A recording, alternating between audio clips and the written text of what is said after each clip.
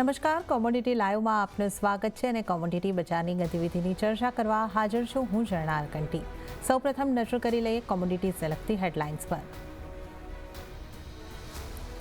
Israel Iran વચ્ચે યુદ્ધના ભણકારા વચ્ચે ક્રૂડમાં આવ્યો ઉછાળો, $74 પાર, આજે પણ કારોબાર યથાવત। MCX ઉપર પણ આવી તેજી, મંગળવારે કુદાવ્યા હતા $75ના સ્તર। સોના અને ચાંદીમાં આજે મિશ્ર કારોબાર। સોનામાં આજે MCXમાં આવ્યો ઘટાડો, ભાવ 76,000ની નીચે, તો ચાંદીમાં આજે આવી તેજી, MCX પર 0.5% ઉછાળો। બેઝ મેટલ્સમાં આજે આવ્યો ઉછાળો, સ્થાનિક બજારમાં એલ્યુમિનિયમમાં 0.5% ઉછાળો, તો અન્ય મેટલ્સમાં પણ તેજી। તમામ એગ્રી કોમોડિટીમાં દબાણ સાથે કામકાજ। હળદરમાં આજે આવ્યો 0.5% ઘટાડો, ધાણા અને જીરામાં પણ દબાણ, કપાસિયા ખોળમાં 0.5% દબાણ। મધ્ય પૂર્વમાં સર્જાયેલા યુદ્ધના ભયની વચ્ચે ફરી ક્રૂડ ફોકસમાં છે। મંગળવારે ઈરાને કરેલા હુમલા બાદ ક્રૂડમાં $75 બાર કારોબાર નીકળી ચૂક્યું છે। જોકે આજે પણ તેજી યથાવત છે, પરંતુ ભાવ $74 પાર ટકી રહ્યા છે। જોકે આ યુદ્ધની સ્થિતિ વચ્ચે પણ ઓપેક અને સાથી દેશોએ હાલ ઉત્પાદન નીતિમાં કોઈ ફેરફાર કર્યો ન હોવાથી ઉપરના સ્તરેથી ઘટાડો પણ જોવા મળે છે। બીજી તરફ યુએસમાં ઇન્વેન્ટરી વધીને 417 મિલિયન પર પહોંચતી જોવા મળી હતી। તો ક્રૂડના કારોબારની આપણે અહીં આગળથી જે રીતે જોઈ રહ્યા છે એક મજબૂતી સાથે યથાવત, અને આ અંગે વધુ ચર્ચા કરવા માટે આપણી સાથે એમિરેટ્સ એનબીડીના ધર્મેશ ભાટિયા જોડાઈ ગયા છે। ધર્મેશજી, સ્વાગત છે આપનું CNBC બજાર પર। અને જે રીતે આપણે જોઈ રહ્યા છે ક્રૂડને માટે અત્યારે જે રીતે આપણે જોઈ રહ્યા છે મધ્ય પૂર્વનું જે આ સંકટ છે, હવે યુદ્ધનો ભય અહીંયા આગળથી તોડાઈ રહ્યો છે, મજબૂતી અહીંયા ક્રૂડની અંદર આવી છે, આગળ કેટલી મજબૂતી રહી શકે આ પરિસ્થિતિ જે બની રહી છે ક્રૂડ પર, એની કઈ રીતની ઇમ્પેક્ટ આવી શકે છે? Good morning. જો આપણે ક્રૂડની વાત કરીએ તો ક્રૂડમાં જે લાસ્ટ 2 દિવસમાં જે તેજી આવી છે એ તેજી યથાવત રહેવાની 2 કારણો છે। પહેલું કારણ છે કે જીઓપોલિટિકલ ટેન્શન, જે વોરની સ્થિતિ પ્રમાણમાં વધી છે, એ કારણે માર્કેટમાં એક બહુ મોટું સ્પાઇક તમે જોયું છે, ને ઓલમોસ્ટ $200-300 ડોમેસ્ટિક માર્કેટમાં, ને આંતરરાષ્ટ્રીય માર્કેટની વાત કરીએ તો ઓલમોસ્ટ $3-4 તેજી તમારે 2 દિવસમાં જોવા મળી છે। હવે જે જુગલબંધી થવાની છે નવેમ્બરમાં છે, કેમ કે નવેમ્બરમાં ઇલેક્શન છે, ને યુએસ ઇલેક્શનમાં એ લોકો નહીં ઈચ્છશે કે એક તો વોર થાય ને બીજું તેલ વધે, કેમ કે આ બંને ઇન્ફ્લેશનને ટ્રિગર કરશે।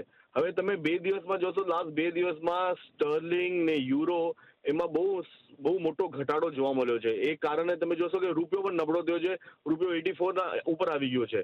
તો ઓન એન એવરેજ તમે જોશો ડોમેસ્ટિક માર્કેટમાં એક તો તેલ પણ વધશે, પ્લસ રૂપિયો નબળો થશે તો ડબલ ઇમ્પેક્ટ થશે। તો હું એક્સપેક્ટ કરું છું કે અહીંયાથી હજી $2-3 એટલે $74 આંતરરાષ્ટ્રીય માર્કેટ WTI ની વાત કરું, બ્રેન્ટ અરાઉન્ડ $80 સુધી પણ જવાની શક્યતા ખરી છે। અને ડોમેસ્ટિક માર્કેટની વાત કરું તો 6,500 સુધીના પણ લેવલ્સ માર્કેટમાં સ્ટેબિલિટી તમે જોઈ શકશો, આવી શકશે। પ્લસ રૂપિયો નબળો થયો તો 6,800-6,900ના લેવલ્સ પણ તમે ડિસેમ્બર, પ્લસ ઠંડી પણ છે તો એના કારણે માર્કેટમાં વધારે સ્પાઇક જોવા મળશે। જી ધર્મેશજી, તો આપણે અહીંયા આગળથી એક સ્પાઇક જોઈ રહ્યા છે, જે રીતે આપણને આ સંજોગો દેખાઈ રહ્યા છે, જે જીઓપોલિટિકલ ટેન્શન્સની વાત કરીએ, ઓપેકનો રોલ કઈ રીતે રહેશે? કારણ કે હવે આપણે જે રીતે જોઈ રહ્યા છે કે ઓપેકની મીટિંગ પણ નજીક જ છે, અહીંયાથી આ ક્રૂડની કિંમતો જે વધી રહી છે, ઓપેક તો ઈચ્છે છે કે ક્રૂડની કિંમતો વધતી રહે, તો એમની નીતિ કઈ રીતની રહી શકે? જો ઓપેક, અગર તમે જોશો લાસ્ટ 2 ઓપેક મીટિંગમાં એ લોકોએ કીધું કે ભાઈ હમણાં મેન્ડેટરી નથી તમારે તેલનું કાપ કરો, ઓપ્શનલ છે, તમારે કરવું હોય તો કરો, ન કરવું હોય તો કોઈ વાંધો નથી। કેમ કે એ લોકોએ એટલું કાપ કરીને રાખ્યું છે કે અહીંયાથી નીચે હજી કાપ કરવાની શક્યતા 0 થઈ ગઈ છે। તો મારા હિસાબથી આ ડાઉનસાઇડ રિસ્ક બહુ લિમિટેડ છે। મેક્સિમમ એ લોકો કહેશે કે અનચેન્જ કરશે, યા કહેશે કે ભાઈ તમારે હજી કાપ કરવું હોય તો તમારા ઉપર છે, અમે તમારા ઉપર પ્રેશર નથી નાખવાના, there is no compliance pressure. તો મારા હિસાબથી તેલમાં ફરીથી તમારે સપોર્ટ મળવાનું છે, કેમ કે ઓપેક ઈચ્છશે કે પ્રાઇસ ઉપર ટકે। હું ઓપેક કન્ટ્રીમાં રહું છું, ઓપેકનું જે બ્લડ લાઇન છે એ તેલ જ છે, ને અગર તેલ વધશે તો એ લોકોની કન્ટ્રીમાં પૈસા આવશે। તો ઓપેક ડેફિનેટલી ચાહશે કે પ્રાઇસમાં સ્ટેબિલિટી રહે ને પ્રાઇસ $75-80 પર રહે। નોન ઓપેક કન્ટ્રી નહીં ઈચ્છશે, specially on the US side, કેમ કે અગર તેલ વધશે તો ઇન્ફ્લેશન વધશે, ને ઇન્ફ્લેશન વધશે તો એ લોકોનું જે ઇલેક્શનનું ન્યૂઝ છે એમાં ફેરબદલ આવી શકશે। તો મારા હિસાબથી જુગલબંધી રહેવાની છે, બટ ઓપેક સપોર્ટ કરશે કે તેલને સ્ટેબલ રાખે ને પોઝિટિવ રાખે। ઓકે, તો અહીંયા આગળથી આપણે ક્રૂડની જે કિંમતો વધી રહી છે એના ઉપર ખાસ ધર્મેશજી સાથે વાત કરી. ધર્મેશજી, આપનો આભાર, આપ અમારી સાથે જોડાયા અને ક્રૂડ અંગે ખાસ ચર્ચા કરી. આપનો ખૂબ ખૂબ આભાર. અને સાથે જ આપણે વધુ ચર્ચા કરીશું. આપણી સાથે રિલાયન્સ સિક્યોરિટીઝના જીગર ત્રિવેદી પણ જોડાયા છે. જીગરજી, ગુડ મોર્નિંગ અને આપનું પણ સ્વાગત છે.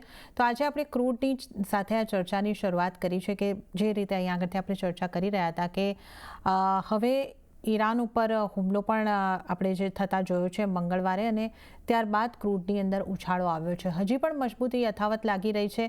આપનો દ્રષ્ટિકોણ કઈ રીતનો ક્રૂડ ઉપર બની રહ્યો છે? ક્રૂડની આ પોઝિટિવિટી જે છે એ કેટલી મજબૂતી આગળ વધતી આપને દેખાઈ રહી છે? કઈ રીતે ક્રૂડને પર આપનો વ્યૂ? Good morning. સૌપ્રથમ તો ઝરણા, તમને, સીએનબીસીની ટીમને અને સૌ દર્શક મિત્રોને નવરાત્રીની ખૂબ ખૂબ શુભકામનાઓ. ક્રૂડની વાત કરીએ તો yes, I almost agree with what Dharmesh has said, પણ મને લાગે છે કે $72-75 આસપાસ WTIમાં એક કેપ આવી જશે, કારણ કે હવે ઇલેક્શનની એક જ મહિનો છે. આવતી ત્રીજીએ તો રિઝલ્ટ પણ આવી જશે લગભગ યુએસના, અને યુએસ ઇલેક્શનની પહેલા કે પછી ફેડના પોઈન્ટ ઓફ વ્યૂથી ઇન્ફ્લેશન વધે એ કોઈને કમ્ફર્ટેબલ પોઝિશનમાં નહીં મૂકી શકે. સો ઓવરઓલ હવે ગઈકાલે જે ડેટા આવ્યા ક્રૂડના, એ યુએસ ગવર્મેન્ટના ડેટા જે હતા એ પોઝિટિવ હતા. ડેટા વધીને આવ્યા હતા, સો પ્રાઇસીસ માટે નેગેટિવ હતા. બટ ગઈકાલના દિવસમાં જે વોર પ્રીમિયમ માર્કેટમાં કામ કરી ગયું, જેને કારણે તેની પ્રાઇસીસમાં કોઈ ડીપ નથી આવ્યો. ડે બિફોર યસ્ટરડે જ્યારે એનસીએક્સ માર્કેટ ચાલુ હતા, વન વે શાર્પ રેલી આપણે જોઈ હતી, લોઅર લેવલ્સથી બહુ સરસ એમાં એક રિબાઉન્ડ આવ્યું હતું. આજે મને લાગે છે 48-49 પોઈન્ટ્સથી પ્લસ છે ક્રૂડ ઓઇલના પ્રાઇસીસ. ઓક્ટોબર કોન્ટ્રાક્ટ 59.82 ની આસપાસ ચાલે છે. કરંટ લેવલથી ઇન્ટરડેમાં લોંગ કરી શકાય, અને 59.40 નો સ્ટોપ લોસ રાખીને 6050 ના ટાર્ગેટ માટે લોંગ કરી શકાય. એક વસ્તુ અહીંયા જોવાની રહેશે, આજે, આવતીકાલે અને સોમવારે થોડા ઇમ્પોર્ટન્ટ ડેટા આવવાના છે, જેમ કે નોન ફાર્મ પેરોલ્સ છે, યુએસના સીપીઆઈ નંબર્સ છે, ફેડની લાસ્ટ મીટિંગની મિનિટ્સ આવવાની છે. આ બે ડેટા આવતા વીકમાં આવવાના છે, ઇન્ફ્લેશન ને ફેડની મીટિંગની મિનિટ્સ. સો આ ડેટા બહુ ઇમ્પોર્ટન્ટ છે ડોલર ઇન્ડેક્સના પોઈન્ટ ઓફ વ્યૂથી, અને કોઈ પણ પ્રકારનું એસ્કેલેશન મિડલ ઇસ્ટમાં થાય છે, વોર પ્રીમિયમ જે એડ થાય છે અહીંયા, તો ક્રૂડ માટે પોઝિટિવ છે. પણ WTIમાં મને લાગે છે મોર ઓર લેસ એ $75 આસપાસ એક કેપ આવી જશે. ઓકે, તો અહીંયા આગળથી આપણને જે સલામતી દેખાઈ રહી છે ઇન્ટ્રાડે માટે, તો ખરીદી કરીને ચાલવાની સલામતી દેખાઈ રહી છે. વોર ઉપર ખાસ નજર રાખવાની રહેશે. વોર પ્રીમિયમ કઈ રીતનો અહીંયા આગળથી મળે છે, તો 6050ના ટાર્ગેટ માટે તમે ખરીદી કરીને ચાલો, અને 5940 સુધીનો સ્ટોપલોસ તમારે ક્રૂડ MCXની અંદર રાખવાનો રહેશે. તો આ સલાહ જીગરજી તરફથી ક્રૂડ માટે મળતી દેખાઈ રહી છે. હવે જો આપણે વાત નેચરલ ગેસની કરી લઈએ, નેચરલ ગેસમાં પણ આજે તેજી સાથેનો કારોબાર થતો દેખાઈ રહ્યો છે. 1.25% ઉછાળા સાથે નેચરલ ગેસની અંદર કારોબાર આપણે થતા જોઈ શકીએ છીએ. તો નેચરલ ગેસના લેવલ્સની વાત કરીએ તો 245 સુધીના સ્તરોની આસપાસ કારોબાર થઈ રહ્યો છે. લગભગ 0.82-0.90% આસપાસની મજબૂતી. જીગરજી, નેચરલ ગેસમાં હવે કેવી રણનીતિ રાખવી જોઈએ? અહીંયા પણ એક પોઝિટિવિટી સાથે કારોબાર આજે દેખાઈ રહ્યો છે. કઈ રીતની આપની સલાહ રહેશે? નેચરલ ગેસમાં સેન્ટિમેન્ટ પોઝિટિવ છે, અને લાસ્ટ વીકમાં ફ્લોરિડા પાસે યુએસમાં જે વાવાઝોડા આવ્યા હતા, જેને કારણે પ્રોડક્શન થોડું ડેમેજ થયું છે, સપ્લાયર્સ પર કન્સર્ન્સ આવ્યા છે. સો ઓવરઓલ મને લાગે છે નેચરલ ગેસના because of all this reasons મને લાગે છે અંડરટોન પોઝિટિવ રહેશે. 245 ની આસપાસ જે ભાવ છે અત્યારે October contract, one can go long at current levels 240, stop loss રાખીને 255 માટે લોંગ કરી શકાય. અને ઓવરઓલ પણ આપણે જો જોઈએ, છેલ્લા 15 દિવસથી 180, 200, 210 ની જે રેન્જમાં નેચરલ ગેસ હતું, એનો એક હવે સારી એક રેલી આવી છે. મને લાગે છે આ રેલી 270 સુધી કન્ટિન્યુ કરવી જોઈએ. ઓકે, તો લોંગ તરફ રહેવાની સલાહ અહીં આગળ બનતી નેચરલ ગેસમાં દેખાઈ રહી છે. નેચરલ ગેસની રેલી હજી આગળ કન્ટિન્યુ થઈ શકે છે. 270 સુધી આ રેલી કન્ટિન્યુ થતી લાગી રહી છે. તો નેચરલ ગેસ અને ક્રૂડની આપણે વાત કરીએ તો એનર્જી પેકમાં આજે તમે ખરીદારી તરફ રહી શકો છો. રૂપિયાની હવે આપણે વાત કરી લઈએ તો રૂપિયો આજે નબળો થઈને ખોલ્યો છે, અને મંગળવારના 83.82ના સ્તરની સામે 10 પૈસા જેટલો નબળો થઈને 83.92 ઉપર ખોલ્યો છે. જ્યાંથી નરમાશ આપણને વધતી જોવા મળી છે. 83.94 સુધી USD/INR ડોલર રૂપિયો આપણને દેખાઈ રહ્યો છે. ક્રૂડના ભાવ વધતા અને ડોલરની માંગ વધવાની આશાએ પણ અહીંયા આગળથી આ અસર અહીંયા દેખાઈ રહી છે. ડોલર ઇન્ડેક્સ પણ 101.83 ઉપર મજબૂતી તરફ દેખાઈ રહ્યો છે. જીગરજી, કરન્સીને હવે અહીંયા આગળથી કઈ રીતે જોવી જોઈએ? રૂપિયોમાં નરમાશ આવતી આપણને દેખાઈ રહી છે. 10 પૈસાની નરમાશ સાથે આજે આપણને રૂપિયો ખુલતો દેખાયો, અને હવે નરમાશ તરફ જ આગળ વધતો દેખાઈ રહ્યો છે. ડોલર ઇન્ડેક્સમાં થોડી મજબૂતી છે. કઈ રીતે તમે જોઈ રહ્યા છો? ગઈકાલે તો ઇન્ડિયન સેશનમાં માર્કેટ ઓફ હતા, બટ ગઈકાલે જે ઇવનિંગ સેશનમાં યુએસના એડીપી એમ્પ્લોયમેન્ટ નંબર્સ આવ્યા, બહુ સ્ટ્રોંગ નંબર્સ આવ્યા અને ડોલર ઇન્ડેક્સમાં આપણે એક રેલી જોઈ. 4 દિવસથી dollar index one way rally કરી રહ્યું છે. ઇનફેક્ટ એ બાઉન્સ કરી રહ્યો છે. હવે 101, 80, 85 ની આસપાસ ડોલર ઇન્ડેક્સમાં ટ્રેડ ચાલી રહ્યા છે. મેં જેમ પહેલા પણ કીધું, આજે ઇનિશિયલ જોબલેસ ક્લેમ્સના નંબર્સ આવશે અને આવતીકાલે નોન ફાર્મ પેરોલ્સ છે, નેક્સ્ટ વીકમાં સીપીઆઈ નંબર્સ છે, ઇન્ફ્લેશન અને ફેડની મીટિંગની મિનિટ્સ આવશે. સો આ બહુ ડેટા ઇમ્પોર્ટન્ટ છે, ક્લોઝલી મોનિટર કરવો પડશે.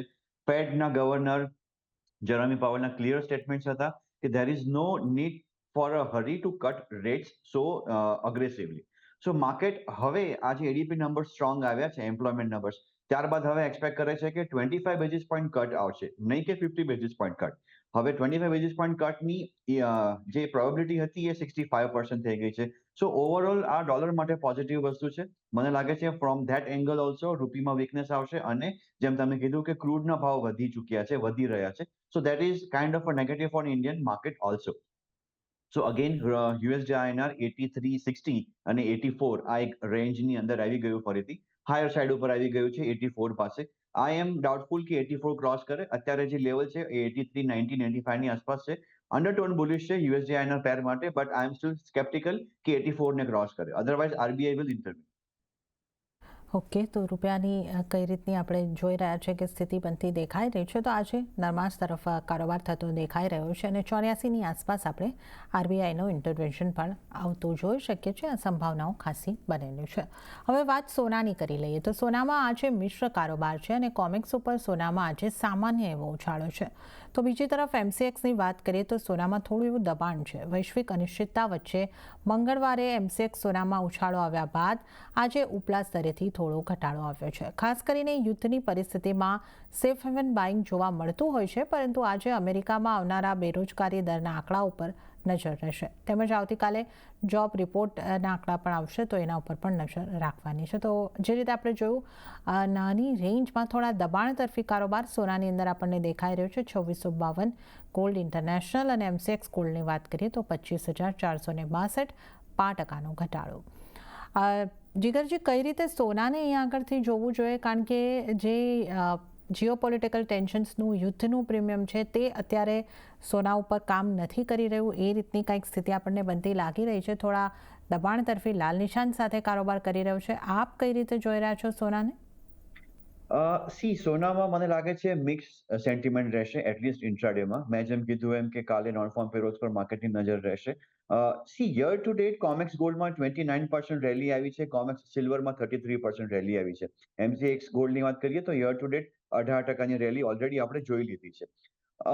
આ જે જીઓપોલિટિકલ રિસ્ક માર્કેટમાં આવ્યું છે, જેને કારણે એસપીડીઆર ગોલ્ડ ETF એમાં હોલ્ડિંગ વધ્યું છે. માર્ચની આસપાસ આ વર્ષના લો બન્યા હતા એ હોલ્ડિંગ્સમાં 815 ટનનું, અને હવે જે એમાં હોલ્ડિંગ્સ આવી છે 875 ટન પાસે પહોંચી ગયું છે, નિયરલી યરના હાઈએસ્ટ પોઈન્ટ પાસે. સો સેફ હેવન બાઇંગ તો ગોલ્ડ સિલ્વરમાં શ્યોરલી જોવા મળે છે, પર્ટિક્યુલરલી ગોલ્ડમાં. પછી એ સેન્ટ્રલ બેંક્સ હોય કે પછી હેજ ફંડ મેનેજર્સ હોય. સો અંડરટોન યસ, ડેફિનેટલી ઇઝ પોઝિટિવ. પણ જે રીતે ગયા વર્ષે રેલી આવી, અત્યારે જે રેલી આવી રહી છે, સો માર્કેટને હવે એક નવું ટ્રિગર જોઈએ છે. બટ યસ, જીઓપોલિટિકલ રિસ્ક માર્કેટમાં છે, ઇન્ફ્લેશન રિસ્ક માર્કેટમાં છે, ઇન્ટરેસ્ટ રેટ કટ કરવાની શું સ્પીડ છે એને લઈને હજી પણ અનિશ્ચિતતા છે, અને યુએસનું ઇલેક્શન. તો આ બધા પરિબળોની વચ્ચે અંડરટોન પોઝિટિવ રહેશે. કહી શકાય કે ઇન્ડિયામાં જે ફેસ્ટિવલ સિઝન આવી છે એને કારણે એક બાઇંગ આવશે, બટ જે રીતના પ્રાઇસીસ બહુ હાઈ છે ગોલ્ડ કે સિલ્વર, રિટેલ બાઇંગ કદાચ એટલું ન પણ આવે જેટલું એક હાઇપ કે યુફોરિયા ક્રિએટ થાય. બટ અંડરટોન પોઝિટિવ છે. ઇન્ટ્રાડે માટેની જો આપણે વાત કરીએ તો ગોલ્ડમાં વેચીને કામ કરી શકાય. ઓક્ટોબર કોન્ટ્રાક્ટ જે છે એ સ્ટેગર્ડ પીરિયડમાં આવી ગયો છે, તો હું ડિસેમ્બર કોન્ટ્રાક્ટની વાત કરીશ. 76,110, 120ની આસપાસના ભાવ છે. One can go short around current levels in December gold. 76,110, 76,210 ના સ્ટોપ લોસ અને 75,900 ના ટાર્ગેટ માટે શોર્ટ કરી શકાય. ઓકે, તો સોનામાં ડિસેમ્બર કોન્ટ્રાક્ટમાં શોર્ટ તરફ રહેવાની સલામતી દેખાઈ રહી છે. 76,210નો સ્ટોપ લોસ રાખવાનો રહેશે અને 75,900 સુધીનો એક ઘટાડો, એક ટાર્ગેટ બનતો તમને દેખાઈ શકે છે. તો ઇન્ટ્રાડેમાં સોનામાં વેચીને કારોબાર કરો. ચાંદીની વાત કરી લઈએ તો કોમેક્સ ઉપર ચાંદી આજે $32 પારના કારોબાર પર કરતી જોવા મળી છે. તો એમસીએક્સ ઉપર પણ ચાંદીની અંદર ઉછાળો છે. 91,920 ના સ્તરોની આસપાસ ચાંદીની અંદર આપણને કારોબાર થતો જોવા મળી રહ્યો છે. જીગરજી, ચાંદીને તમે કઈ રીતે જોઈ રહ્યા છો? ઇન્ટરનેશનલ માર્કેટમાં થોડું દબાણ આવ્યું છે અને MCXની જો આપણે વાત કરીએ તો હજી પોઝિટિવિટી સાથે કારોબાર થતો દેખાઈ રહ્યો છે. ચાંદી માટે આપની કઈ રીતની સલાહ રહેશે? ગોલ્ડની કમ્પેરિઝનમાં સિલ્વરમાં આજે અંડરટોન પોઝિટિવ છે. એના બે રીઝન છે કે ચાઇનાએ લાસ્ટ વીકમાં જે વીક લોંગ હોલિડે સ્ટાર્ટ થયા એની પહેલા સ્ટિમ્યુલસ પેકેજ ડિક્લેર કર્યું, રેટ કટ કર્યું અને એ લોકોએ ફ્રી કેશ બી ડિસ્ટ્રીબ્યુટ કરી છે લોઅર ઇન્કમ કેટેગરી પીપલ માટે. સો એક સેન્ટિમેન્ટ પોઝિટિવ છે, બેઝ મેટલ્સ હોય કે ચાંદી હોય. સો ગોલ્ડ કરતા અત્યારે સિલ્વરમાં મને લાગે છે રેલી કન્ટિન્યુ કરશે. યર ટુ ડેટ પણ જોઈએ તો સિલ્વરે આઉટ પરફોર્મ કર્યું છે ગોલ્ડને, કોમેક્સ ઉપર એટલીસ્ટ. અને મને લાગે છે આ જે 91,900 જે ભાવ છે ડિસેમ્બરના, એમાં રેલી આવી શકે છે. કોમેક્સ સિલ્વર જે છે ફ્યુચર્સમાં 32 ની ઉપર ઓલરેડી ટ્રેડ કરે છે, સ્પોટમાં 3160 ની આસપાસ છે. સ્પોટમાં 3180 ની ઉપર જો માર્કેટ જાય છે then it's really going to touch 32.5 also. So yes, ચાંદીમાં અંડરટોન પોઝિટિવ છે. One can go long. So current લેવલથી લોંગ કરી શકાય December contract MCX 91,950, 91,700 stop loss રાખીને 92,400 માટે લોંગ કરી શકાય. ઓકે, ચાંદીમાં ખરીદારી તરફ રહેવાની સલાહ બનતી દેખાઈ રહી છે. 91,700નો સ્ટોપ લોસ રાખવાનો રહેશે અને 92,400ના ટાર્ગેટ ચાંદીની અંદર બનતા દેખાઈ શકે છે. તો સોના ચાંદી બાદ હવે આપણે બેઝ મેટલ્સની પણ વાત કરી લઈએ તો તમામ બેઝ મેટલ્સમાં આજે ફરી ઉછાળો જોવા મળી રહ્યો છે. એલ્યુમિનિયમમાં આજે 1.5% ઉછાળો છે, જો કે ચીનની સારી માંગ આવવાને પગલે આજે ફરીથી તેજી તરફી કારોબાર યથાવત દેખાઈ રહ્યા છે. જીગરજી, મેટલમાં કઈ રીતની હવે અહીંયા આગળથી આ સપ્તાહમાં ખાસ કરીને સ્ટ્રેટેજી રાખવાની છે? કારણ કે ચીનની અંદર જે રીતે આપણે ઉલ્લેખ કર્યો કે એક વીકની રજા ઉપર ત્યાં છે, તો કયા સંકેતોને આપણે હવે અત્યારે અનુસરવાના રહેશે અને કઈ રીતે ટ્રેડ લેવાના રહેશે મેટલ્સમાં? છેલ્લા 2 વર્ષથી ચાઇનામાં રિયલ એસ્ટેટ સેક્ટરમાં એક ક્રેક જોવા મળી છે. They are struggling with the real estate sector, even the banking also. અને ચાઇનામાં time to time stimulus package declare કર્યા છે અને PBOC હોય કે પછી ચાઇનીઝ ગવર્મેન્ટે હોય સપોર્ટિવ સ્ટેટમેન્ટ્સ માર્કેટને આપ્યા છે, પણ ત્યાંથી રિકવરી નથી આવી. That is challenging. Chinese market મંગળવારથી ઓપન થશે અને એની પહેલા નોન ફાર્મ પેરોલ્સ છે કે પછી મંગળવારે તો CPI નંબર્સ પણ આવશે યુએસના. સો આ ડેટા બહુ ઇમ્પોર્ટન્ટ છે. અત્યારે આપણે જો જોઈએ ઇન્ટ્રાડેમાં તો સેન્ટિમેન્ટ પોઝિટિવ છે because of this stimulus package news from China. Also Chinese માર્કેટનું બાઇંગ અત્યારે માર્કેટમાં નથી. ઓવરઓલ મને લાગે છે ચાઇના જે રીતે સ્ટેપ્સ લઈ રહ્યું છે, પર્ટિક્યુલરલી કોપર જે LME ઉપર 10,000ની ઉપર અત્યારે ટ્રેડ કરી રહ્યું છે, મને લાગે છે 12,000ના લેવલ્સ જોવા મળી શકે છે કોપરમાં. ઇન્ટ્રાડેની જો હું વાત કરું તો 864-65ના લેવલ્સ છે ઓક્ટોબરમાં. One can go long around current levels. 861 stop loss, 870ના ટાર્ગેટ માટે લોંગ કરી શકાય. ઝિંક મને એક બીજી કોમોડિટી લાગે છે 288.5નો અહીંયા પ્રાઇસ ચાલી રહ્યો છે ઓક્ટોબર કોન્ટ્રાક્ટ. 287ના સ્ટોપ લોસથી 290-292 માટે લોંગ કરી શકાય. ઓકે, તો કોપર અને ઝિંકની અંદર ખરીદારી કરીને ચાલવાની સલાહ છે. કોપરમાં 870 સુધીના ટાર્ગેટ બની શકે છે અને 292ના ટાર્ગેટ ઝિંકની અંદર બનતા દેખાઈ શકે છે. તો ખરીદી કરીને ચાલો કોપર અને ઝિંકમાં. અને ત્યારે જ જીગરજી, આપનો આભાર, આપ અમારી સાથે જોડાયા અને તમામ નોન એગ્રી કોમોડિટીઝ અંગે આપણે ચર્ચા કરી અને આજથી શરૂ થતો નવરાત્રિના પર્વની આપને પણ ઘણી બધી શુભકામનાઓ. Thank you very much. અને ત્યારે જ હવે આપણે એગ્રી કોમોડિટીના કારોબાર તરફ નજર કરી લઈએ તો એગ્રી કોમોડિટીઝમાં આજે દબાણ તરફીનો કારોબાર થતો આપણને દેખાઈ રહ્યો છે. હળદરની અંદર સૌથી વધારે ઘટાડો દેખાઈ રહ્યો છે, 2%ની ઉપરના ઘટાડા સાથે. હળદરની અંદર કામકાજ, ધાણા અને જીરુમાં પણ દબાણ તરફી જ કામકાજ થતું દેખાઈ રહ્યું છે. ગુવાર પેક પર નજર કરીએ, ત્યાં પણ વેચવાલી તરફનો માહોલ બનતો દેખાઈ રહ્યો છે અને ગુવાર કમ ગુવાર સીડમાં 0.5% દબાણ બનતું દેખાઈ રહ્યું છે.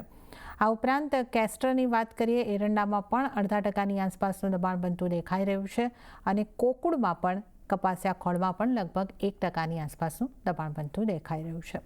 વધુ ચર્ચા કરીશું. આપણી સાથે ટ્રેડબુલ સિક્યોરિટીઝના ભાવિક પટેલ જોડાયા છે. ભાવિકજી, આપનું સ્વાગત છે અને સૌથી પહેલાં તો આપને નવરાત્રિની શુભકામનાઓ.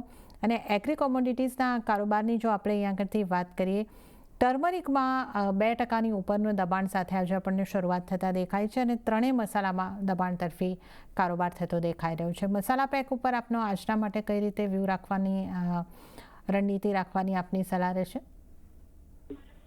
Good morning. આપને અને સૌના દર્શકોને પણ નવરાત્રિની શુભકામના. અને આઈ થિંક આપણે આજે એક્રોસ ધ બોર્ડ જોઈએ છે તો થોડુંક કરેક્શન જરૂરથી જોવા મળી રહ્યું છે. જે કે અત્યારના હવે વરસાદની જોઈએ તો હવે વરસાદ હવે આઈ થિંક વિડ્રોવલમાં જ છે.